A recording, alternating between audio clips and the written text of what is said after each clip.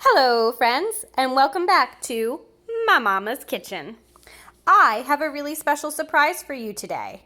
I wanted to share some books with you from another country. These books are from a country called Vietnam.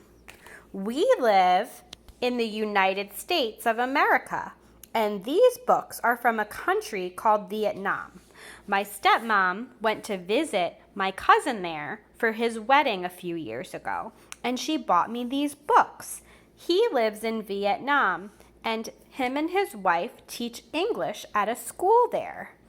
His wife is from Vietnam, and he is from the United States, and he picked out these books for us.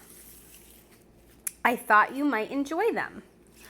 Today we're going to have one long video this week so we can read all of these wonderful books together.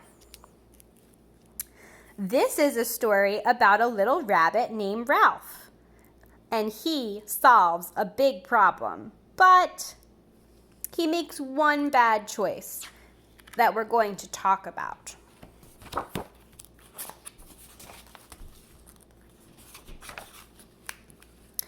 Ralph was a bunny who loved soccer more than anything else in the whole wide world.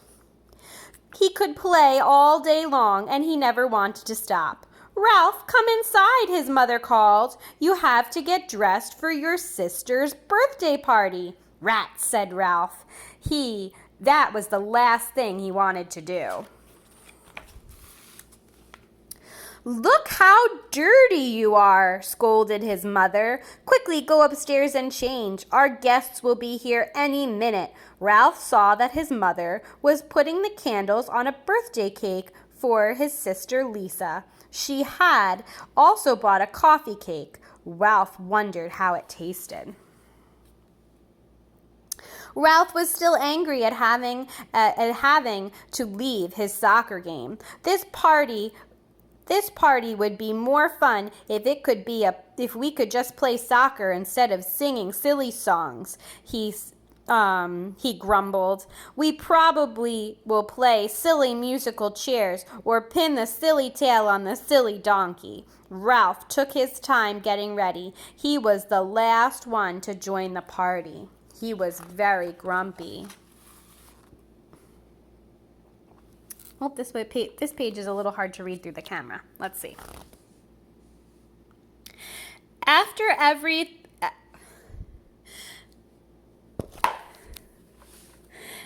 everyone sang happy birthday, Ralph's mother was ready to cut the cake. Ralph said, "I want a piece of coffee cake." "No, you can't have coffee cake," said his mother. "It's for the grown-ups. The birthday cake is for the children."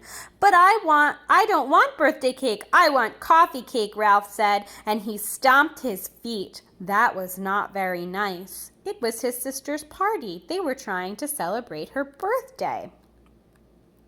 Ralph was so angry he could not control himself. He said something awful and horrible. "If I can't have it, then nobody can," he said, and he spat on the cake. That did it. Now Ralph was in bad, bad trouble.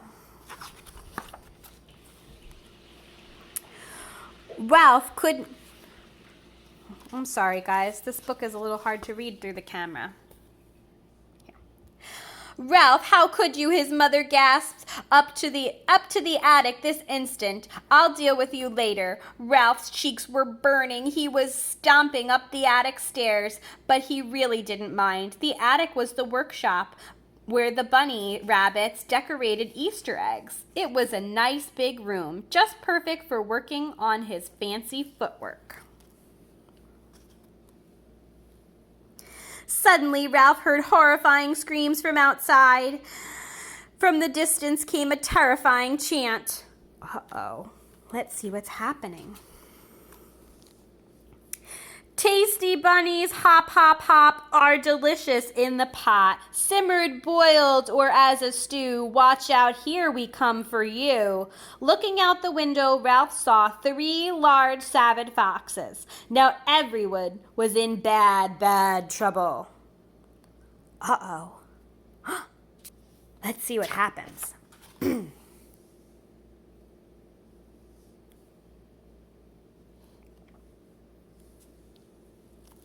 Down the stairs, there was a great trembling and crying. The rabbits locked the windows and bolted the doors.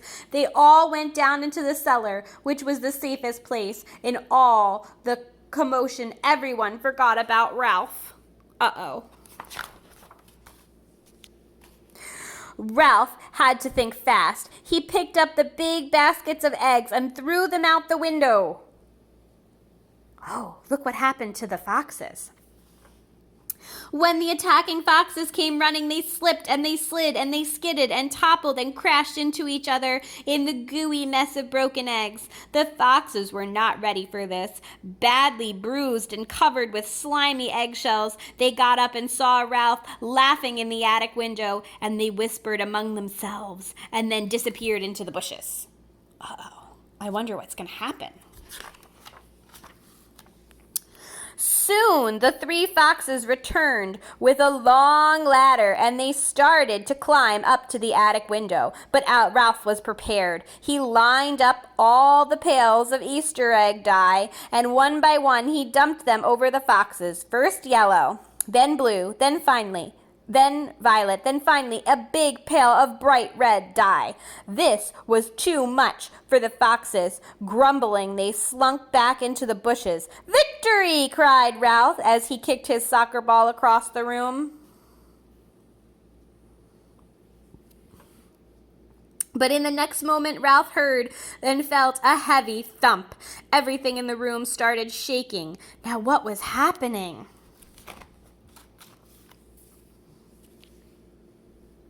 The foxes were back, and they were still trying to get in. Thump, thump, thump. "We're coming through to have a bunny barbecue." Ralph knew that they needed some help. So he thought of Brutus the bull inside the barn, but the barn was so far away.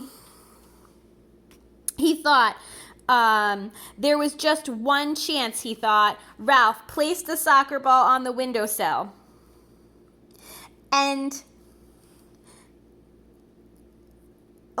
Ralph placed the soccer ball on the windowsill. He would be the most important kick he ever made. Ralph gave it all he had, and the ball arced and soared and disappeared into the open window of the barn. "Ha ha! You missed us," laughed the foxes, and gave the door a big thump.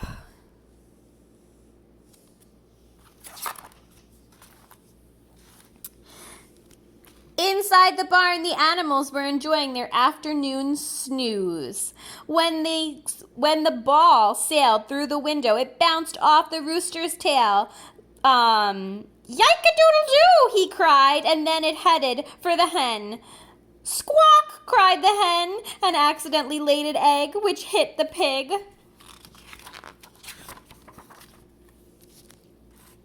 The little pigwits squealed with laughter. They giggled so hard that they knocked over the can of milk that splashed all over the billy goat. Shaking and trying to kick himself dry, the goat woke up the sheep, and it scared the sheep so much that they fell against the ladder, which toppled over and knocked down the bales of hay, which fell on no one but Brutus the bull. Uh-oh. Brutus the bull burst. Brutus had a terrible temper, and he didn't like to have his nap interrupted. He broke through the pen and crashed out the barn door, and he was so mad that nothing could have stopped him. There was only one thing Brutus hated more than being disturbed when he was napping: the color red. And that was precisely what he saw when he stormed out of the yard. Oh no, look, the foxes were dyed red from the Easter egg dye. Let's see what happens.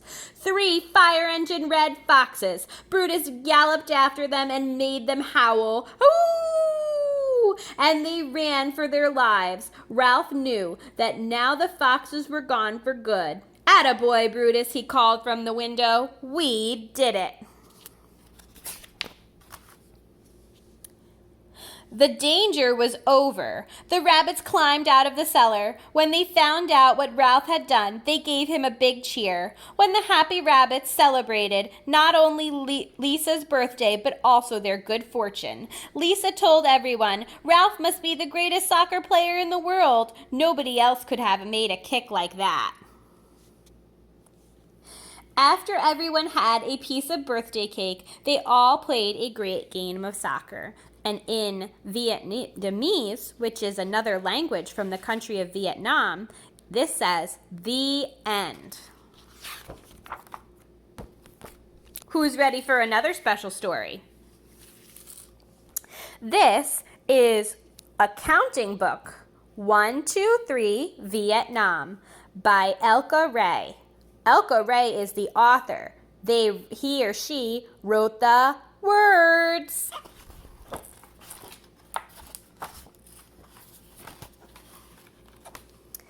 One water buffalo as hairy as can be.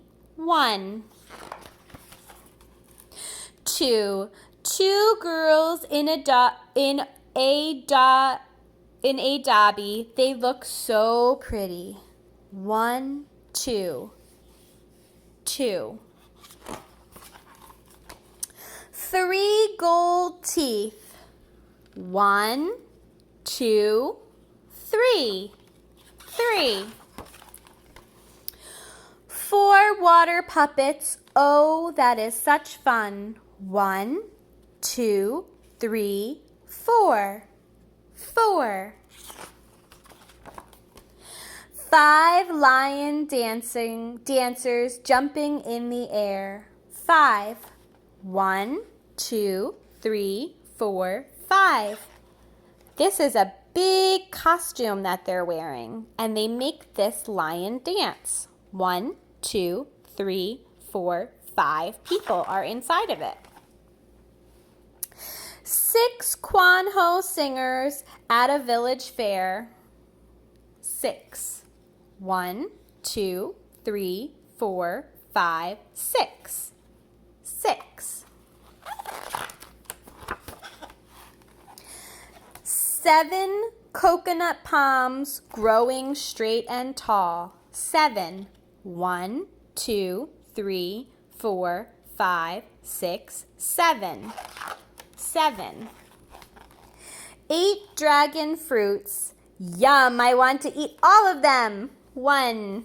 Hold on, sorry guys, this book is made of cardboard. It's a different type of material than ours. 1, 2, 3, 4, 5, 6, 7, 8. 8 dragon fruits. 9.